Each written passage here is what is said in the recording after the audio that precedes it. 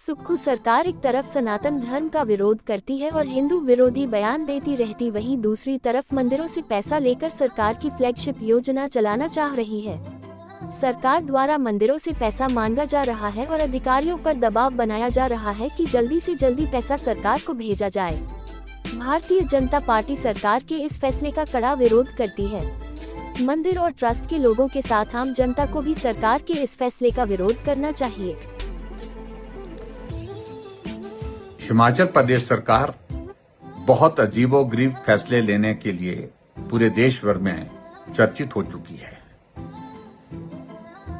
पूरे देश भर में अभी महाकुंभ में स्नान करने के लिए बड़ी संख्या में लोग आए, नेता आए, सभी धर्मों के लोग आए, सभी जातियों के लोग आए, लेकिन कांग्रेस के नेताओं ने और कांग्रेस के लोगों ने विरोध भी किया और महाकुंभ के इस पवित्र स्नान में जाने में संकोच भी किया। एक तरफ सनातन का विरोध कर रहे हैं और दूसरी तरफ देखिए परिस्थिति ऐसी है कि हिमाचल प्रदेश में सरकार ने हाल ही में एक फैसला लिया है कि सरकार के पास पैसे नहीं है। सरकार के एक विभाग के सेक्रेटरी डिप्टी कमिश्नर को चिट्ठी लिखते हैं कि मंदिरों और ट्रस्ट में जो पैसा है, जो सरकारी नियंत्रण में हिमाचल प्रदेश में लगभग 36 टोटल मंदिर हैं, उन मंदिरों और ट्रस्ट में जो पैसा है उस पैसे को सरकार के खजाने में जमा कर दें, ताकि हिमाचल प्रदेश की दो योजना, एक सुखाश्रय योजना और सुख शिक्षा योजना, ये दो योजनाओं को चलाने के लिए हम उस पैसे को खर्च कर सकें। मैं समझता हूं ये बहुत दुखद है, दुर्भाग्यपूर्ण है। कभी भी किसी भी सरकार ने मंदिर और ट्रस्ट का पैसा लेकर के सरकार की योजनाओं के लिए खर्च नहीं किया है। जब भी पैसा अगर मंदिर ट्रस्ट से अगर लिया गया है तो कोई आपदा आ गई, जैसे कोविड का दौर था, जैसे बाढ़ बरसात के कारण बहुत बड़ा नुकसान हुआ, लोगों की जिंदगी चले गई, उस वक्त मदद करने के लिए मुख्यमंत्री राहत कोष में मदद अगर मंदिरों और ट्रस्ट से ली जाती, वो समझ में आती है। सीएम रिलीफ फंड में गरीब लोगों के इलाज के लिए, गरीब लोगों की मदद करने के लिए पैसा लिया जाता है, वो समझ में आती है। लेकिन सरकार की बजटेड योजनाओं को चलाने के लिए मंदिर और ट्रस्ट से पैसा लेने के लिए आदेश ही नहीं करना, आदेश के अलावा बार बार फॉलो अप किया जा रहा है कि जल्दी पैसा भेजो, जितना भी पैसा है भेजो। ये मैं समझता हूं कि हैरान करने वाला फैसला है।